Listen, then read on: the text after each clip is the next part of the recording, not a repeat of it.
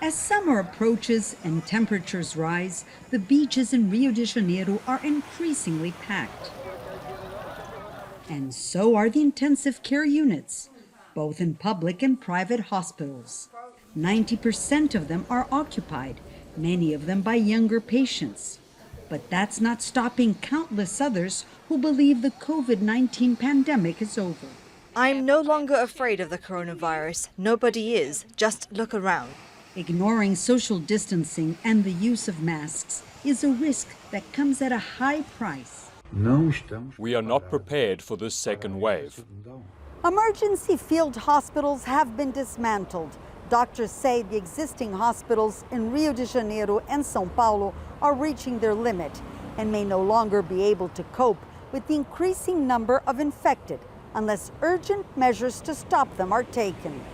We have several colleagues, medical doctors that were in the front working that got sick and they are occupying intensive care beds. And so it means that we are having another epidemic peak.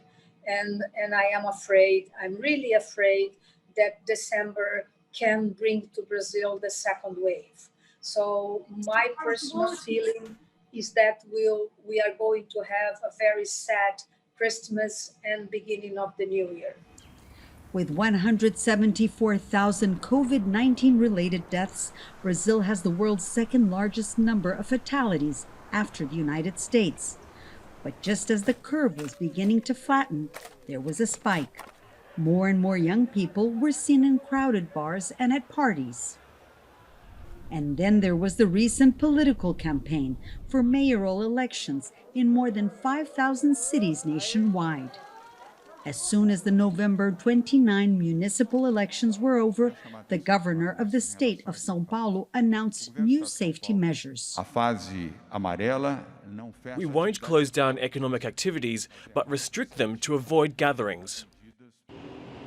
As of now, shops, bars, and restaurants will only be able to operate at 40% of their capacity and must close by 10 p.m. For some, it may be too little, too late. Brazil still lacks a national policy for dealing with the pandemic. So even for researchers working on the vaccine, like Margaret Dalcomo, it's hard to imagine what will happen if government authorities and Brazilians themselves don't take the necessary precautions. I don't know. I don't know. I am praying. I don't know, Monica. Experts say the best hope is still the vaccine.